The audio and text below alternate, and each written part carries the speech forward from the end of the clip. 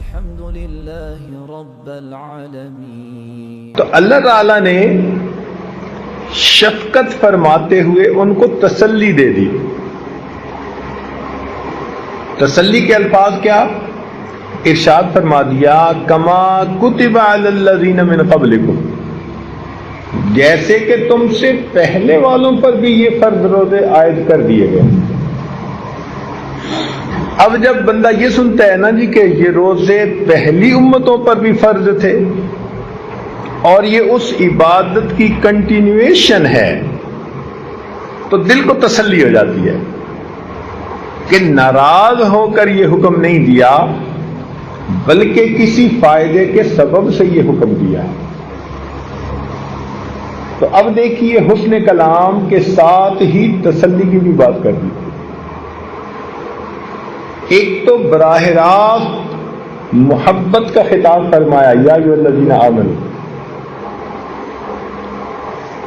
اور پھر کتب علیکم الصیام کے الفاظ سے حکم سنا دیا، مگر ساتھ ہی تسلی بھی دے دی کہ یہ تم سے پہلے والوں پر بھی فرض تھے، ہم نے تم پر بھی فرض کر دیے گئے۔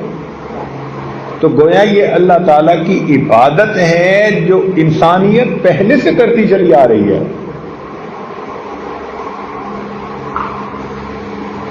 پہلے یہ عبادت اتنی کامل نہیں ہوتی تھی، اس امت کو کامل عبادت ملی۔ پہلی امتوں کے روزے بڑے سخت ہوتے تھے، نہ دن میں کھا سکتے تھے نہ رات میں کھا پاتے تھے۔ اس امت کو طلوع صبح صادق سے لے کے غروب آفتاب تک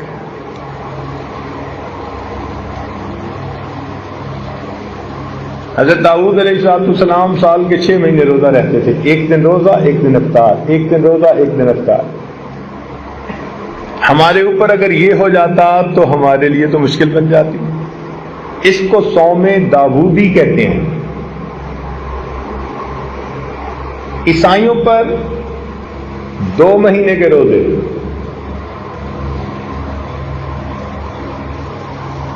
یہودیوں پر 40 دن کے روزے۔ حضرت موسیٰ علیہ السلام کو طور پر گئے تو انہوں نے 40 دن روزے رکھے۔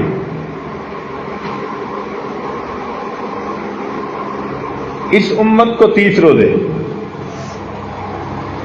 اور مزے کی بات کہ ان 30 روزوں کے بعد جو شوال کے 6 روزے ہیں وہ نفل سنت بنا دیے، تو 36 ہو گئے۔ اور فرمایا من جاء بالحسنۃ فلہ عشر امثالھا، جو ایک نیکی لائے گا تو 10 گنا اجر ملے گا۔ تو 36 روزے رکھے تو 10 سے ضرب دو تو کتنے بن گئے؟ 360۔ گویا ان روزوں کے ذریعے اللہ نے امت محمدیہ کے مومنوں کو پورا سال روزہ دار رہنے کا ثواب عطا فرمایا۔ اس کو کہتے ہیں کہ محنت تھوڑی اجر زیادہ۔ چنانچہ ایک حدیث پاک میں آتا ہے کہ اللہ تعالیٰ نے قوم یہود سے فرمایا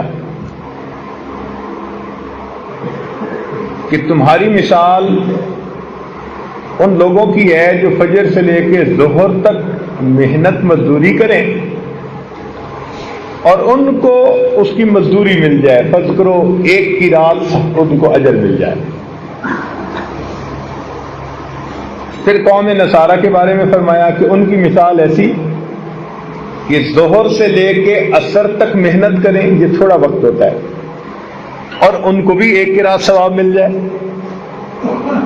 اور فرمایا کہ اس امت کی مثال ایسی کہ عصر سے مغرب تک کا وقت تھوڑا ہوتا ہے، اتنی محنت کرو اور اس پر تمہیں 2 کی رات ثواب مل جائے۔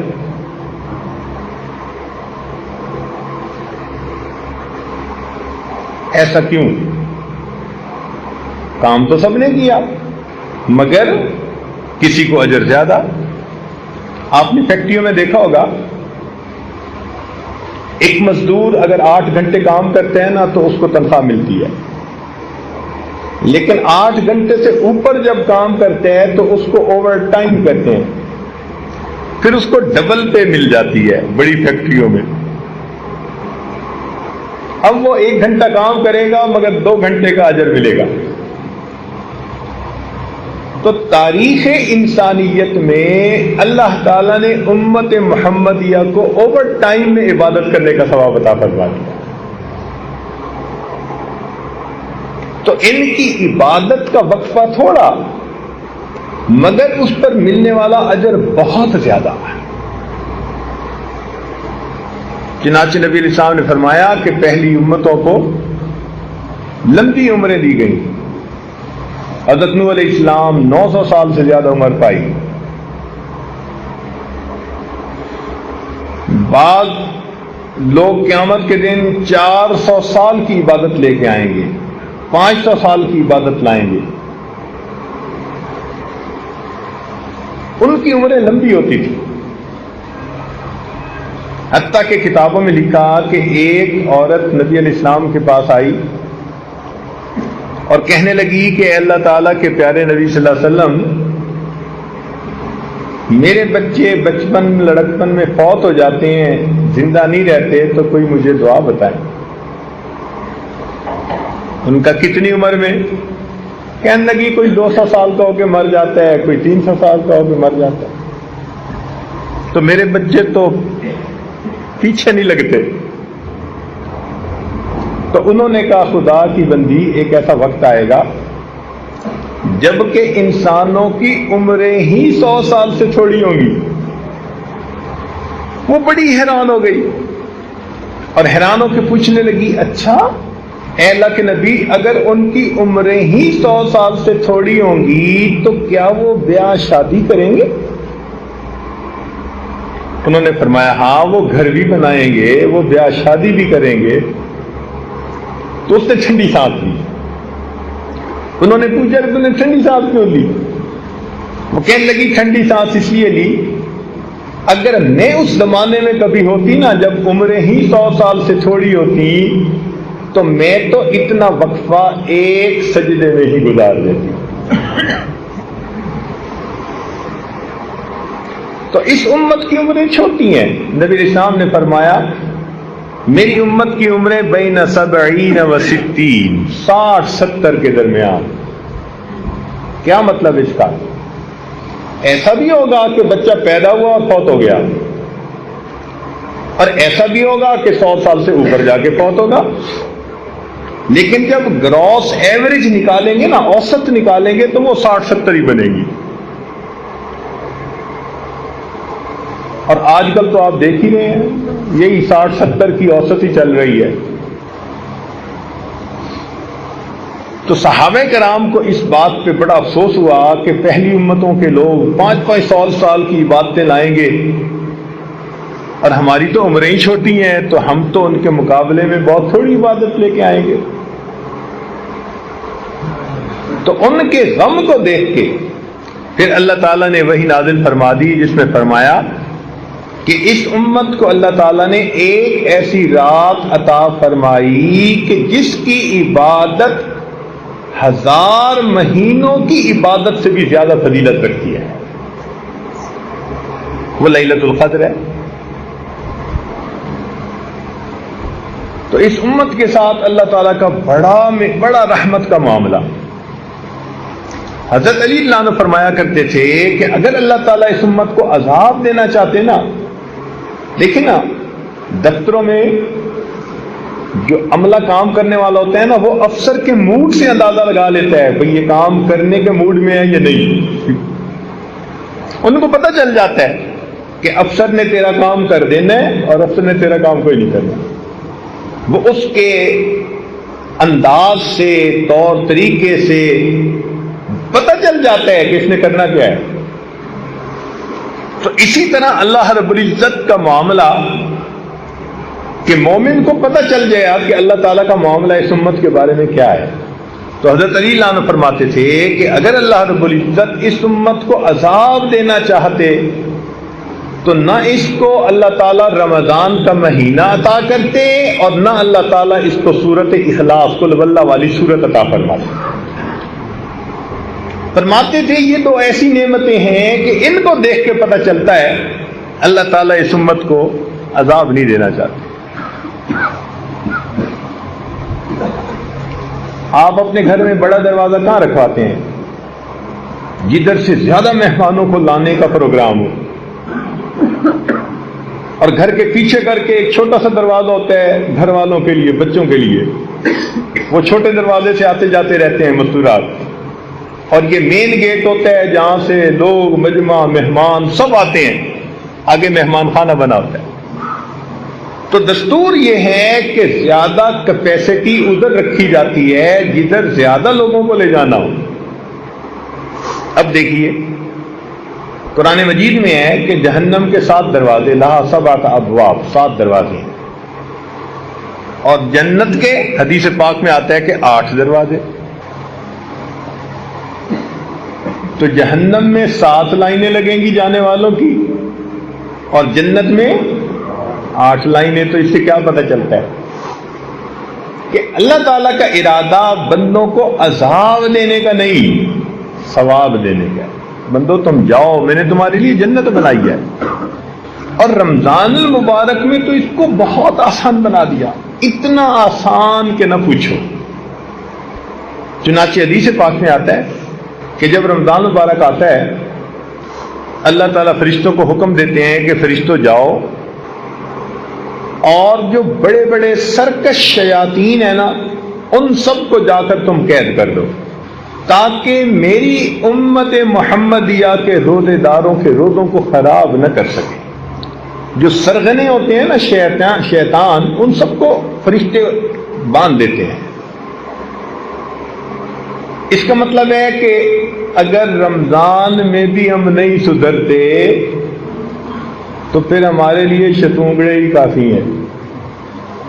وہ جو چھوٹے چھوٹے پھر رہے ہوتے ہیں نا، کچھ شیطان کی شکل میں، کچھ انسانوں کی شکل میں، ہمیں انہوں نے، وہ کہتے ہیں کہ شیطان کو کسی نے فارغ بیٹھے دیکھا، اس نے پوچھا او بدبخت تو پکا دشمن، تو فارغ کیسا؟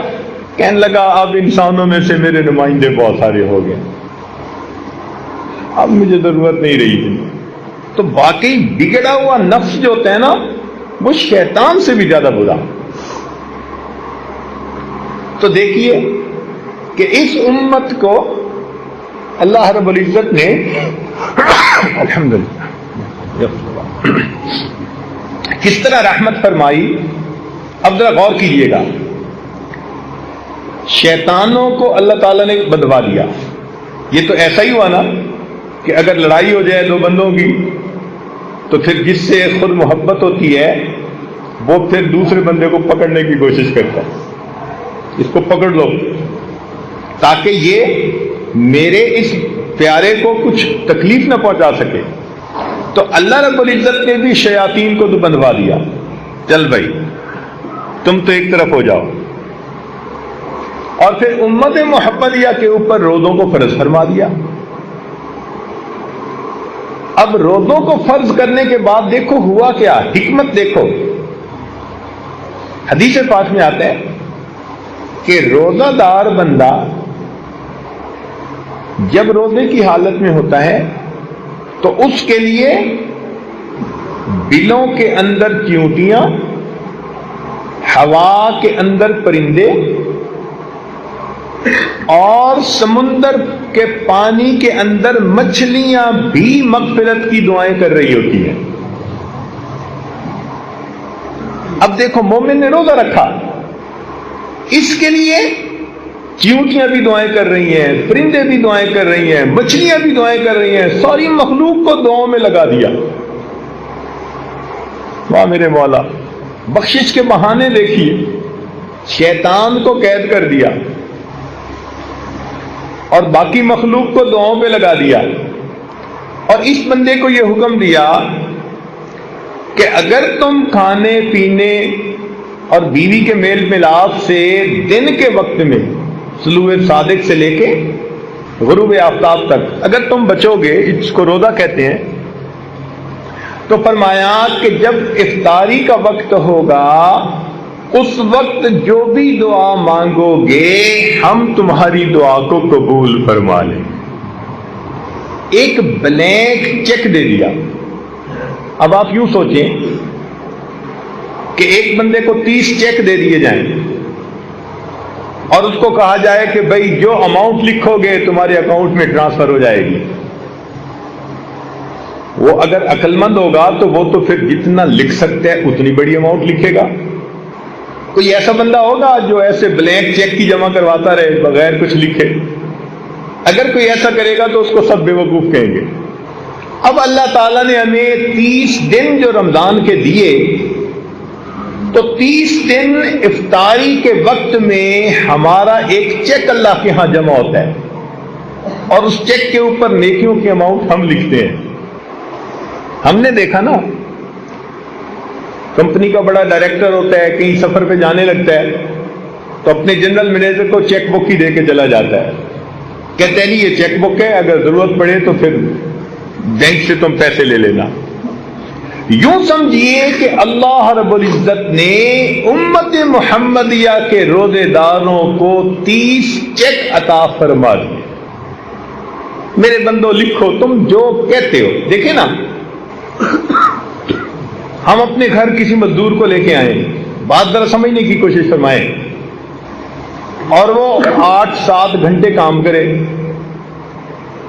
تو ہمارے اندر تھوڑی سی بھی خیر ہے نا, اگر تھوڑی سی بھی, ہمارا دل نہیں چاہے گا کہ ہم اس کو بغیر مزدوری دیے خالی جھڑک کے واپس بھیج دیں. حالانکہ ہمارے اندر حسد ہے, بغض ہے, کینہ ہے, تکبر ہے, کنجوسی ہے, 100 طرح کی بیماریاں ہیں. ہمارے وسائل بھی محدود ہیں. لیکن اگر الیکٹریشین کو لائے اور اس نے کام کیا تو ہم کہیں گے یار اگلے نے 8-7 گھنٹے کام کیا, اس کو دے کے بھیجو. 150 تو دے کے ہی بھیجیں گے. اور جو زیادہ امیر لوگ ہوں گے وہ پھر 150 طے نہیں کرتے. وہ کہتے ہیں بھئی تم کام کر دو پھر ہم تمہیں انعام دے دیں گے. وہ 150 نہیں دیتے, وہ پھر کام کو دیکھ کے خوش ہو کے وہ 500 دیں گے یا 1000 دیں گے. اللہ رب العزت نے بھی یہی معاملہ کیا کہ میرے بندو روزہ تو آپ رکھو گے لیکن روزے کا اجر میں طے نہیں کرتا, میں تمہیں چیک بک دے دیتا ہوں. اب افطاری کے وقت جتنا تم چاہو مانگو گے میں پروردگار تمہاری دعا کو قبول کر لوں گا. یہ روزہ وہ مزدوری ہے کہ جس کی مزدوری منہ مانگی ملتی ہے بندے کو. اس لیے حدیث پاک میں آتا ہے افطاری کے وقت دعا قبول. حدیث پاک میں آتا ہے للصائم فرحتان, روزہ دار کے لیے 2 خوشیاں. فرحت عند الافطار, جب روزہ افطار کرتا ہے اس کو اللہ خوشی دیتے ہیں, اتنا دیتے ہیں کہ اس کا دل خوش ہو جاتا ہے. اب یہ مانگنا تو ہمارے اپنے اختیار میں ہے جتنا مانگے. اچھا let me put it in an other way, میں اسی بات کو اور انداز سے بات کرتا ہوں. اگر کوئی ولی آپ لوگوں کو بتائے بڑا قبولیت دعا کا وقت ہے, مانگو دعا قبول ہوگی, تو آپ کیسے مانگیں گے؟ 1 سیکنڈ بھی ضائع نہیں کریں گے, رو رو کے اپنے سارے مسئلے اللہ کے سامنے بیان کریں گے, مشکلات, پریشانیاں, اور کہیں گے اللہ بس میری یہ زندگی کو سنوار دیجیے. اب سوچئے اگر ایک ولی کے بتانے پر آپ اتنے شوق ذوق سے دعائیں مانگتے ہیں تو یہاں تو ولیوں کے سردار, انبیاء کے سردار, ملائکہ کے سردار, اللہ رب العزت کے پیارے محبوب صلی اللہ علیہ وسلم وہ فرما رہے ہیں کہ روزہ دار آدمی افطار کے وقت جو دعا مانگتا ہے اللہ تعالیٰ اس کی دعا کو قبول فرماتے ہیں. اور ہمیں کیا چاہیے؟ یوں سمجھ لیں کہ اللہ تعالیٰ نے ہمیں پھر ایک موقع اور عطا فرما دیا. جیسے بندے سے غلطی ہو جائے نا جی, وہ کہتے جی بس ایک چانس اور دے دے. بس یوں سمجھ لیں کہ اللہ تعالیٰ نے ہم پر رحمت فرمائی، ہمیں اپنی زندگی میں اپنی گناہوں کو بخشوانے کا ایک چانس اور عطا فرمائی۔ اب دیکھیے، شیطان کو قید کر دیا، چیونٹیاں، پرندے، مچھلیاں سب کو بندے کی دعاؤں پہ لگا دیا، بندے کو بتا دیا تم جو مانگو گے تمہاری دعا قبول کر لیں گے۔ اس سے کیا پتہ چلتا ہے کہ اللہ تعالیٰ کا ارادہ خیر کا ہے، وہ بخشنے کے بہانے بنا رہے ہیں۔ اب اتنا کچھ کرنے کے باوجود بھی اگر کوئی نہ مانگے تو پھر غصہ آتا ہے کہ نہیں آتا؟ کیوں جی؟ جب اتنا کسی کو موقع دیا جائے اور وہ پھر بھی غفلت کا اظہار کرے تو پھر غصہ بھی بڑا آتا ہے۔ اب ذرا میری ایک بات کو توجہ سے سننا، میں بات مکمل کرنے لگا ہوں۔ ماں کے اندر اللہ نے شفقت رکھی ہوتی ہے، محبت رکھی ہوتی ہے۔ بچے بدتمیزی کر لیں، بے ادبی کر لیں، ماں کا دل دکھا دیں، ماں پریشان ہو جائے گی، رو لے گی، بد دعا نہیں دے گی۔ بیٹے کو بد دعا کبھی نہیں دے گی۔ کیوں؟ اس محبت کی وجہ سے، اس محبت کی وجہ سے جو ماں کے دل میں ہے۔ اس کا دل ہی نہیں چاہتا کہ وہ بد دعا دے، اور اگر کوئی اس کے سامنے اس کے بچے کو بد دعا دے تو ماں سن کے برداشت نہیں کرے گی، خود ناراض ہے، خود خفا ہے، مگر بچے کی بد دعا برداشت نہیں کر سکے گی، کہے گی آپ نے میرے بیٹے کو بد دعا دی ہی کیوں؟ کیا ایسے ہی دستور ہے نا؟ اگر ایسا دستور ہے تو ذرا توجہ سے سنیے۔ حدیث پاک میں آتا ہے کہ نبی علیہ الصلوۃ والسلام ممبر سے نیچے تشریف لا رہے تھے، آپ نے آمین کہی۔ میں پوری حدیث پاک کا تھوڑا سا حصہ جو مضمون سے متعلق ہے وہ عرض کر رہا ہوں۔ صحابہ کرام نے پوچھا، اے اللہ کے نبی آج آپ نے یہ کیا فرمایا؟ تو فرمایا جب میں نے قدم رکھا تو جبرائیل امین میرے پاس آئے اور انہوں نے بد دعا دی، باعودہ، برباد ہو جائے وہ شخص جس نے رمضان کا مہینہ پایا اور اپنی بخشش نہ کروائی۔ اب یہ بد دعا کس نے دی؟ جبریل علیہ السلام نے۔ اور یہ بھی ذہن میں رکھیں کہ فرشتے کوئی کام خود نہیں کرتے۔ قرآن مجید میں ہے لا یعصون اللہ ما امرہم ویفعلون ما یؤمرون، کوئی کام خود نہیں کرتے، وہی کرتے ہیں جو پروردگار کا حکم ہوتا ہے۔ اس کا مطلب ہے کہ جبریل علیہ السلام آئے نہیں، بھیجے گئے تھے اللہ تعالی کی طرف سے۔ انہوں نے آ کر یہ بد دعا دی، برباد ہو جائے وہ شخص جس نے رمضان کا مہینہ پایا اور اس نے اپنی بخشش نہ کروائی۔ اب اس بد دعا کو سن کے نبی علیہ السلام کو امت کے اوپر کتنی شفقت تھی، رات کو سجدے میں اتنا روتے تھے، غار میں روتے تھے، دعائیں مانگتے تھے، اتنی امت کے اوپر شفقت تھی، رحمت تھی۔ تو اگر آپ بد دعا سنتے تو آپ تو سن کے تو فوراً کہتے کہ جبرائیل بد دعا میری امت کے لیے کیوں کر رہے ہو، مگر نہیں۔ حدیث پاک میں آتا ہے کہ جبرائیل علیہ السلام نے بد دعا دی اور نبی علیہ السلام نے فرمایا آمین۔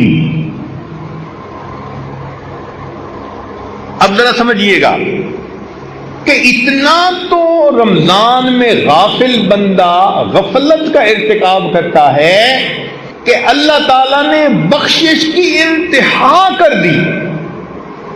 میرے بندے، میں شیطانوں کو بدوا رہا ہوں، میں تمہارے لیے پرندوں کو، مچھلیوں کو دعاؤں پہ لگا رہا ہوں، اور میں تمہیں اختیار دے رہا ہوں، جو روزہ رکھ کے مانگو گے میں تمہیں دوں گا۔ پھر بھی اگر تم میری طرف متوجہ نہیں ہوتے تو اس کا مطلب ہے تم بدبخت ہو پرلے درجے کے، پھر تمہاری بدبختی میں کوئی شک نہیں۔ اب جبرائیل علیہ السلام نے آ کے کہہ دیا برباد ہو جائے وہ شخص جس نے رمضان کا مہینہ پایا اور اپنی مغفرت نہ کروائی، اور اللہ کے محبوب صلی اللہ علیہ وسلم نے آمین کہہ کر اس پر سٹیمپ کر دی، مہر لگا دی۔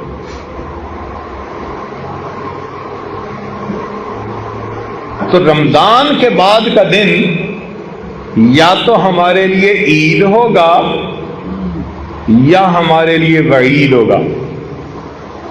عید کا مطلب ہوتا ہے خوشی کا دن، اور وعید ہوتا ہے بندے کے لیے سزا کا دن۔ جن کی تو بخشش ہو گئی ان کی تو عید ہوگی، اور جن کی بخشش نہ ہوئی ان کے لیے وعید ہوگی۔ اب یہ رمضان ایک نیک بندے اور غافل بندے کے درمیان الگ علیحدگی کرنے کے لیے آیا ہے۔ کچھ وہ ہیں جو اس مہینے میں زندگی کو بدلیں گے، حقوق العباد پورے کریں گے، حقوق اللہ پورے کریں گے، پچھلے گناہوں کی معافی مانگیں گے، زندگی کے رخ کو بدل لیں گے۔ یہ ہوں گے جو اللہ کی رحمتوں سے حصہ پانے والے ہوں گے۔ اور کچھ ایسے بھی ہوں گے کہ جو زندگی کی روٹین تھی وہ وہی رکھیں گے، اللہ تعالیٰ کو محتاج نہیں کسی کے۔ ایسے لوگ اپنی پیشانی پہ بدبختی کی مہر لگوا دیں، اپنے جہنم میں جانے کا راستہ ہموار کر دیں۔ لہذا رمضان مبارک کے اس مہینے میں ہمیں اپنی زندگی کے بارے میں فکر مند ہونا چاہیے۔ اللہ رب العزت جب کام کرنے پہ آمادہ ہیں، بخشش پہ آمادہ ہیں، تو ہمیں اپنی بخشش کروانی چاہیے، اہتمام سے روزہ رکھیں اور اس کے آداب اور شرائط کو پورا کرنے کی کوشش کریں، عبادت کریں اور اپنے اللہ سے خوب مانگیں۔ یہ مانگنے کا مہینہ، بخشش کا مہینہ، اللہ تعالیٰ کی طرف سے عطا کا مہینہ ہے۔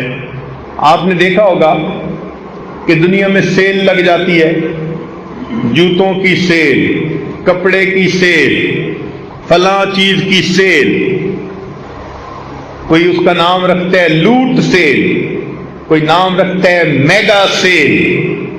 یہ سیل کیا بلا ہے بھائی؟ کہ جب مال نکالنا ہو نا، کہ جی ہم اپنا مال نکالنا چاہتے ہیں پچھلے سیزن کا، سیل لگا دی، بڑی قیمتی چیزیں تھوڑی سی قیمت پہ نکال دیتے، کہتے اٹھا کے لے جاؤ لے جاؤ۔ قرآن و حدیث کا مطالعہ کیا جائے تو محترم جماعت یوں محسوس ہوتا ہے اللہ رب العزت رمضان المبارک میں جنت کی سیل لگا دیتے۔ میرے بندو، تم میں سے جو چاہتا ہے جہنم سے بچنا اور جنت میں الاٹمنٹ کروانا، اس کے لیے کام آسان کر، آؤ ہمارے در سے پاتے جاؤ پاتے۔ اب اس وقت میں بھی ہم اگر اللہ تعالیٰ سے یہ نعمت نہ پا سکیں تو یہ تو ہماری اپنی کم قسمتی ہوگی۔ اس لیے وقت کی اہمیت کا اندازہ لگائیے۔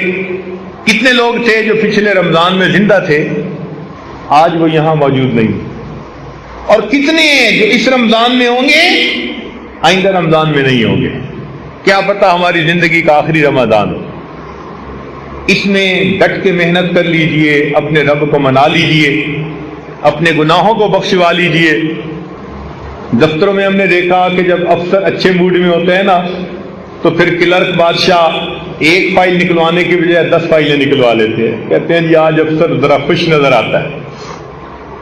تو مالک الملک رمضان المبارک میں اس مہینے میں اپنے بندوں سے خوش ہوتے ہیں، روزہ دار بندوں سے بہت خوش ہوتے ہیں۔ اپنی زندگی کے مسائل اپنے رب کے سامنے پیش کر لیجئے، اپنے رب سے اچھے فیصلے کروا لیجئے۔ ہمیں اللہ نے ایک موقع اور عطا فرما دیا، اس وقت کو ضائع نہ کیجیے، کبھی بھی اس کو ضائع نہ کیجیے۔ اس کو وہی ضائع کرے گا الا محروم حدیث پاک میں آتا ہے جو یقیناً محروم ہوگا نا رمضان کی برکتوں سے وہی محروم ہے. حدیث پاک میں آتا ہے کہ تم اگر کسی کو پانی کا گھونٹ پلا دو گے نا روزے دار کو افطاری کے وقت یا لسی کا گھونٹ پلا دو گے تو اس کے بقدر اجر اللہ تمہیں بھی عطا فرما دیں گے.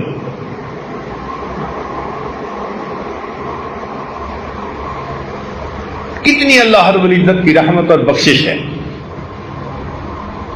یہ دھلنے کا مہینہ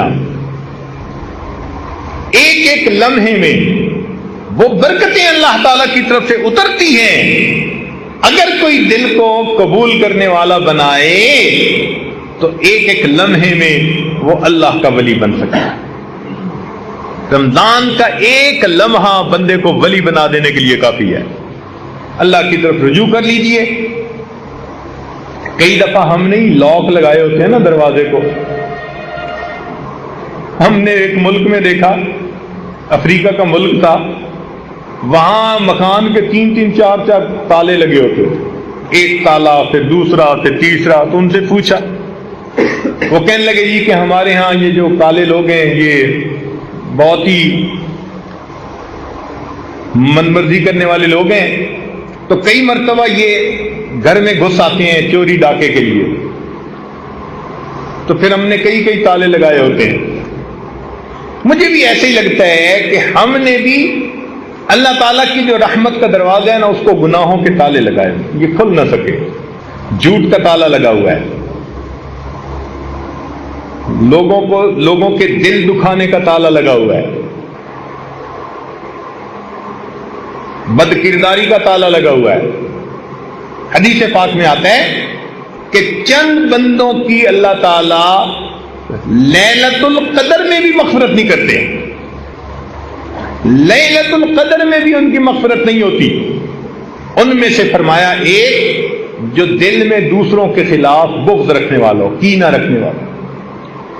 اب اگر آپ سوچیں آج سینے کینے سے بھرے پڑے, بھائی کے بارے میں کینہ. کینہ کیا مطلب؟ پنجابی میں کہتے ہیں وٹ رکھنا. بہن کے بارے میں کینہ, بیوی کے بارے میں کینہ, ماں باپ کا کینہ, ہمسائے کا کینہ. کتنے لوگ ہیں جن کا کینہ ہمارے سینے میں موجود ہے. کیسے مغفرت ہوگی ہماری؟ اسی طرح شرابی, حدیث پاک میں آتا ہے کہ جس نے شراب سے توبہ نہ کی ہو لیلۃ القدر میں بھی اس بندے کی مغفرت نہیں کی جاتی. اسی طرح زانی جو زنا کا عادی ہو اور اس نے توبہ بھی نہ کی ہو, اللہ تعالیٰ لیلۃ القدر میں بھی اس کی مغفرت نہیں فرماتے. تو ہم ان کبیرہ گناہوں کے جو تالے لگائے ہوئے ہیں نا ان کو کھولیں تاکہ اللہ تعالیٰ کی رحمت آئے اور ہمارے دلوں کو دھو جائے. رب کریم ہمارے روزوں کو قبول فرمائے اور ہماری بخشش فرما کر رب کریم ہم پر احسان فرمائے. وآخر دعوانا ان الحمد للہ رب العالمین.